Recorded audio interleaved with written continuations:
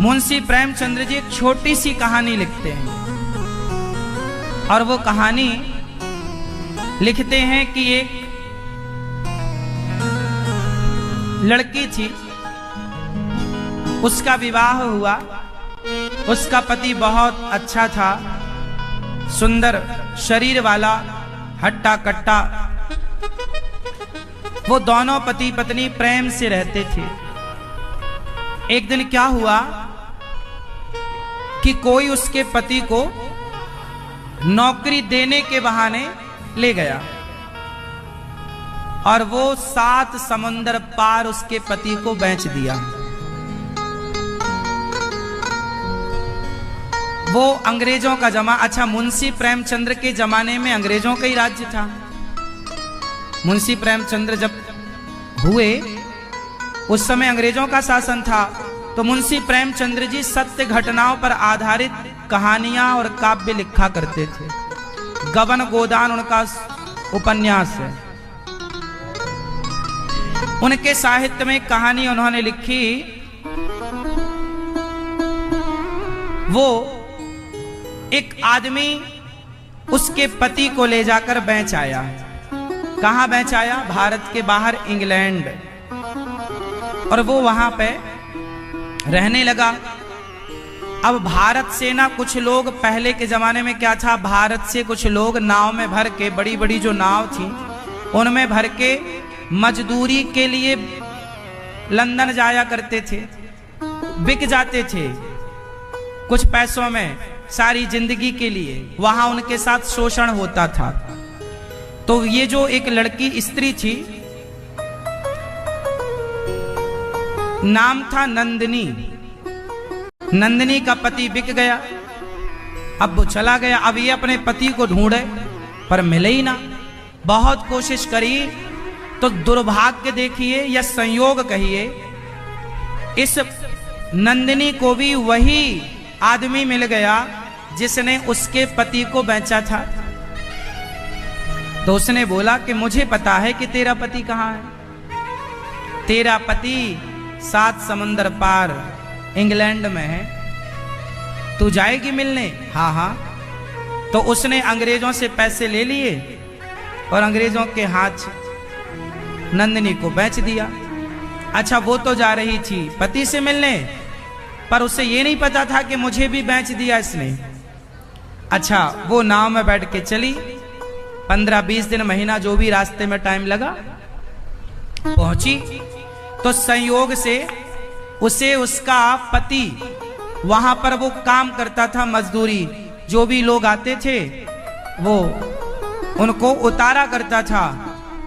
तो ये नंदिनी भी पहुंच गई। नंदिनी ने देखा कि सामने इसका पति वहां पे मजदूरी करता था। खड़ा हो गया, पति को देखा। वर्षों बाद आज अपनी पत्नी से मिला वो पुरुष, और नंदिनी ने देखा। अब वो पुरुष बोला नंदिनी से कि तुम यहां कैसे आ गई? गौरा, वो अपनी पत्नी को बोला करता था प्यार से, गौरा, गौरा तुम यहां कैसे आ गई?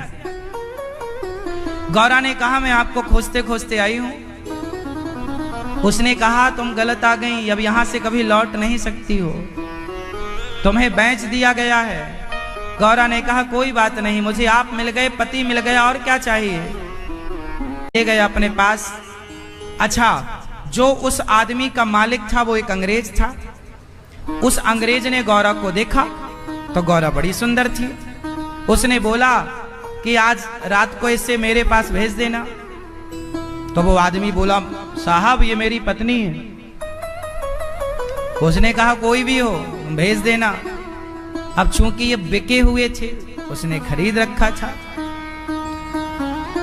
8 बजे रात को वो अंग्रेज बड़ा शराब के नशे में था। फिर बुलाया, क्यों तू अपनी पत्नी को भेज नहीं रहा? भेज। अब ये दौड़ा दौड़ा गया, हुजूर क्षमा करो, वो मेरी पत्नी है, उसे छोड़ दो महाराज। अंग्रेज के चरणों में गिर पड़ा। उसने मारना शुरू किया। इतने हंटर बजाए कि इसकी चमड़ी फट गई। पति को चिल्लाता कराहता देख गौरा दौड़ी दौड़ी गई। अंग्रेज को देखा, तुम बड़े निर्दयी हो, तुम्हें जरा भी दया नहीं आई? क्या तुम्हारी मां के अंदर दया नहीं थी? जैसे ही उस अंग्रेज को उस गौरा ने मां की याद दिलाई तो वो मां, अंग्रेज अंदर था, गौरा भी अंदर चली गई और ये पिट के बाहर पड़ा था। इसे होश था, इसे लगा कि अभी मेरी पत्नी चिल्लाती हुई आएगी और यदि जरा हिम्मत जुटी तो अब मैं मार दूंगा उसे, अंग्रेज को। इसने हिम्मत जुटाई, मैं मार दूंगा। पर ना तो चिल्लाने की आवाज आई गौरा की, ना तो वो दौड़ी दौड़ी आई। तो उस गौरा के पति को ये लगा कि लगता है मेरी पत्नी ने राजी मर्जी से अंग्रेज की दास्ता स्वीकार कर ली। अच्छा, और वो अंदर क्या कह रही है? अब गौरा का उस अंग्रेज से वार्ता हुई। ये मुंशी प्रेमचंद्र जी लिख रहे हैं। प्रेमचंद्र जी लिख रहे हैं कि गौरा ने कहा, क्यों तुम इतने निर्दयी कैसे हो सकते हो? क्या तुम्हारी मां के अंदर जरा भी दया नहीं थी? तो उसे अपनी मां की याद आ गई। कहा, देखो वो मेरी मां की फोटो है। गौरा ने जाकर देखा, बोले तुम्हारी मां तो बड़ी लक्ष्मी दिखती है, बड़ी पतिव्रता नारी लगती है, बड़ी दयावान दिखती है, पर तुम ऐसी मां के ऐसे नालायक बेटे कैसे हो गए? अच्छा, गौरा ने भी बिल्कुल खुल के बोला। अच्छा, गौरा ने बगल में एक छुरी रखी थी कि यदि इसने मेरे साथ जोर जबरदस्ती की तो मैं इसे मार दूंगी। अब उसने कहा, उसको प्राणों की, अब कोई उसको पता था कि इस देश में आए हैं, बिक गए हैं, अब तो जी नहीं पाएंगे, क्योंकि ये तो गिद्धों की तरह नोचना चाहेंगे, तो मैं तो इसे मार दूंगी और अपने को भी खत्म कर दूंगी। लेकिन उसने जब तक बातों से हो सका तो बातों से काम चलाया। तो गौरा ने उसे समझाया और धीरे धीरे उस अंग्रेज की मां के द्वारा उसके हृदय में करुणा पैदा कर दी। वो आदमी रो पड़ा कि मैं वास्तविक में कितना निर्दयी हो गया, मैं लोगों का दुख दर्द भूल गया। मेरी मां कितनी दयावान थी, मेरी मां ने सिखाया था कि सब पर दया करना, किसी को अपने द्वारा कष्ट ना देना।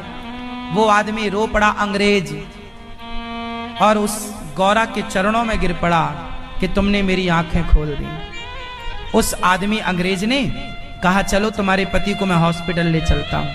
हॉस्पिटल वो खुद ले गया, गौरा साथ में थी।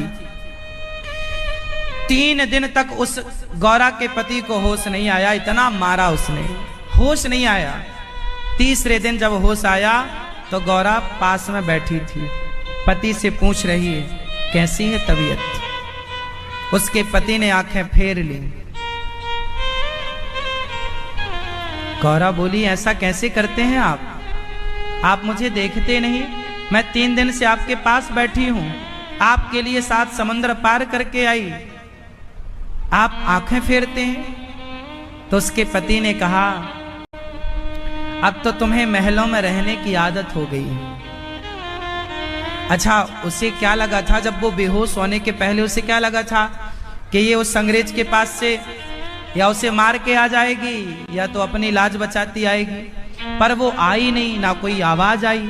तो इसने तो ये गलतफहमी, देखो रिश्ते कैसे टूटते हैं, इसने गलतफहमी पाल ली कि मेरी पत्नी ने सहर्ष अंग्रेज की दास्ता को स्वीकार कर लिया। इसके अंदर तो आ गई गलतफहमी, पर ये वो ना जान पाया कि इसकी पत्नी ने उस अंग्रेज का तो हृदय ही परिवर्तित कर दिया था। अब मुंशी प्रेमचंद्र जी लिखते हैं कि गौरा ने जब ये सुना कि मेरे पति ने मेरे ऊपर लांछन लगा दिया कि तुम तो महलों में रहने की आदी हो गई हो, जाओ साहब के महलों में, अंग्रेज के महलों में। गौरा ने कहा, सुनिए, आप मुझे गलत समझ रहे हैं, कोई सफाई ना दी।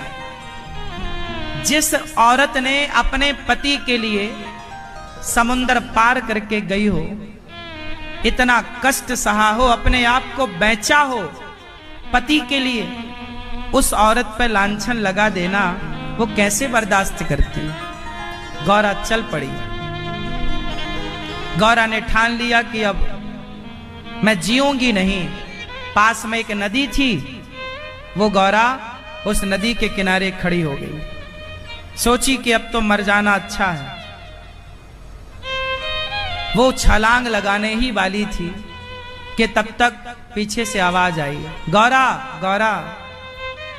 पलट कर देखा तो लड़खड़ाता उसका पति था।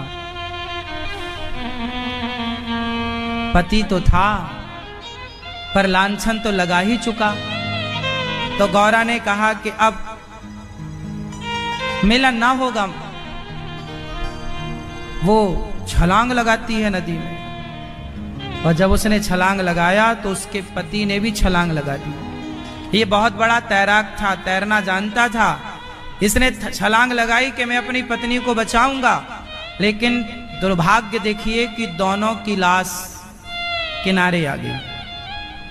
मुंशी प्रेमचंद्र जी ये कथा लिखकर यहीं पूरी करते, दोनों मर गए। ये कथा मुंशी प्रेमचंद्र जी ने क्या सिखाने और क्या समझाने के लिए लिखी? मुंशी प्रेमचंद्र जी कहते हैं कि रिश्तों में संदेह ना हो। उसके पति को एक बार पूछ लेना था ना अपनी पत्नी से कि तुम क्या कर रही थी उसके पास। वो बताती कि मैंने उसके मन को ही बदल दिया, लेकिन पूछा नहीं, सीधा उसके चरित्र पर उंगली खड़ी कर दी। और एक नारी जो पवित्र हो, भला वो ये कैसे बर्दाश्त करती? इसलिए मैं आप सबसे कहता हूं, कभी भी अपनी पत्नी के चरित्र पर उंगली मत उठाओ। पुरुषों की ये सामान्य सी घिसी पिटी आदत होती है कि जरा सी लड़ाई झगड़ा होती है तो वो अपनी पत्नी के चरित्र पर उंगली उठा देता है कि तुम्हारा तो चरित्र ही ऐसा है, तुम तो ऐसे ही हो। ये बात पुरुषों को समझनी चाहिए।